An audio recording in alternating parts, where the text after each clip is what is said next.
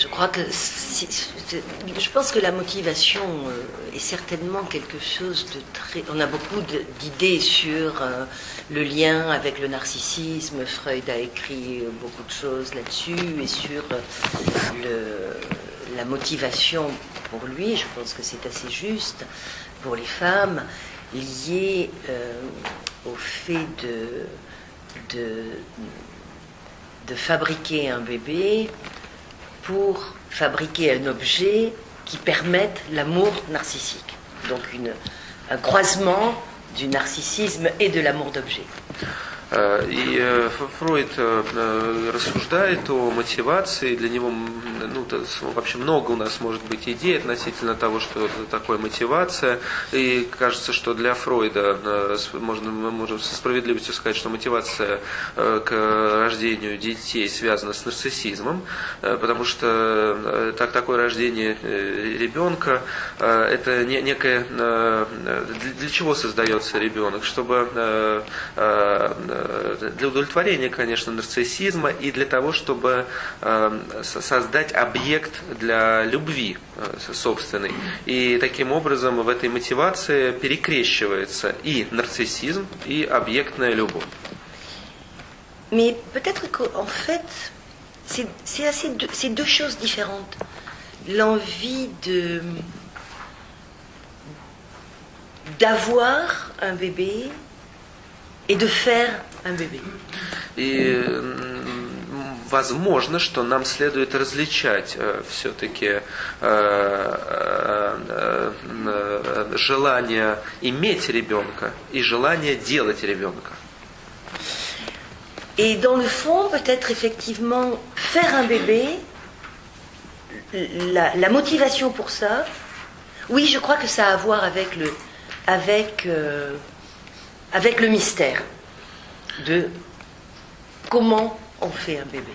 И такое желание или за желанием делать ребенка скрывается, на мой взгляд, некоторая мистерия, загадка, если хотите, как же делать детей.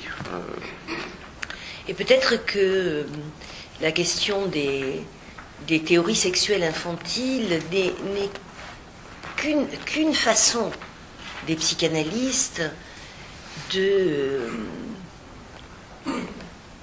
répondre à cette question du mystère. Mais je crois que c'est une question qui intéresse les philosophes. Et vous auriez sûrement des réponses des philosophes sur cette question-là. И на эту мистерию о том, как создаются, как делаются дети, эти инфантильные теории сексуальности, это тоже некоторая попытка психоаналитиков ответить на этот вопрос, но еще, мне кажется, что скорее со стороны философов или философии, возможно, надо искать ответы на эту загадку.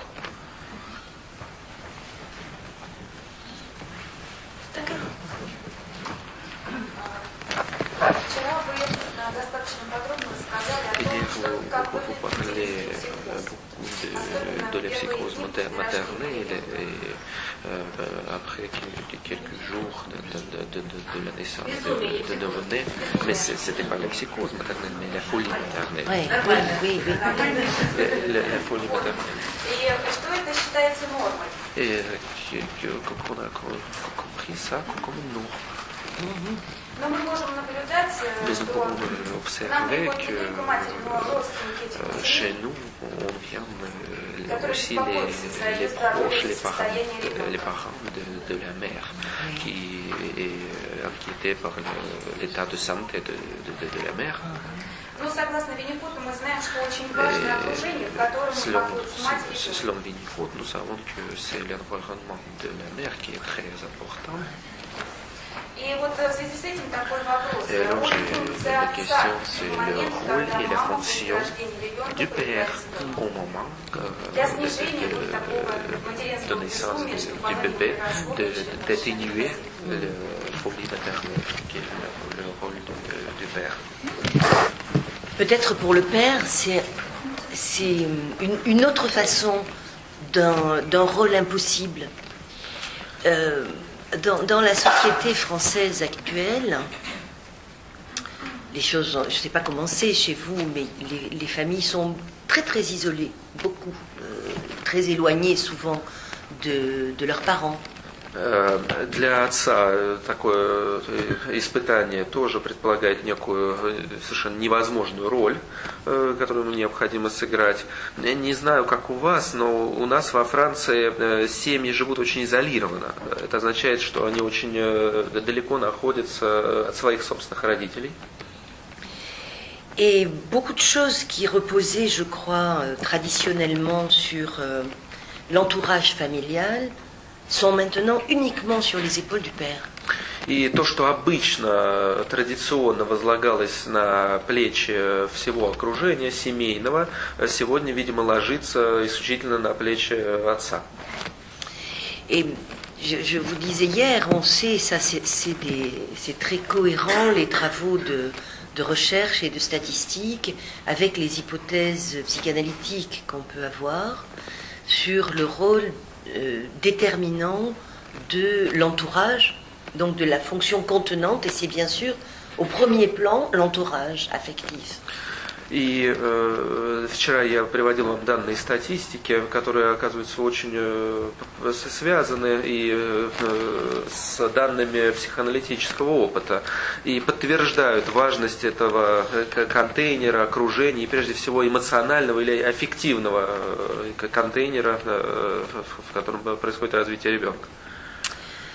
Donc on sait que c'est un facteur très qui augmente la dépression, le risque de dépression quand les familles sont éloignées. И как раз, когда семья молодая отдалена от семьи своих родителей, это является одним из факторов риска, располагающим к депрессии. Mais je pense que on voit beaucoup de papas aussi faire des dépressions du postpartum. И мы также встречаем очень много пап, которые переживают послеродовую депрессию. On a des travaux qui ont montré, qui ont étudié toute la symptomatologie du père pendant la grossesse. Есть целый ряд работ, которые изучают симптомологию отцов во время беременности их жен. Et bien sûr, le père aussi est mobilisé comme ancien petit garçon, se demandant comment on fait les bébés. И можно даже сказать, что в момент такой беременности в этом отце просыпается тот старый, ну точнее, тот маленький мальчик, который когда-то давно в нем был и который обдумывал эти инфантильные теории сексуальности. Dans les symptômes qui ont été décrits comme couvade chez le père, comprenez-vous? Oui. И, например, такой симптом, по-французски куват, ну или это такое ритуальное поведение самцов, которое встречается в природе, когда они обхаживают, изображают что-то вроде этого ритуала вынашивания. Вот такое поведение встречается у отцов. Le père qui prend 20 kilos pendant la grossesse de sa femme. Или, например, отцы, которые набирают до 20 килограмм во время беременности своих женщин. C'est pas juste par sympathie pour l'accompagner. Ce n'est pas seulement par sympathie pour accompagner sa femme. Это не только для того, чтобы, так скажем, сопроводить свою женщину, свою жену. Lui, il est en train de mettre en acte, en corps, une ancienne théorie sexuelle infantile que c'est en mangeant qu'on fabrique les bébés. И здесь он, то есть, опять оживает эта инфантильная теория сексуальности, оральная, согласно которой, если мы что-то съедим, мы можем таким образом зачать ребенка.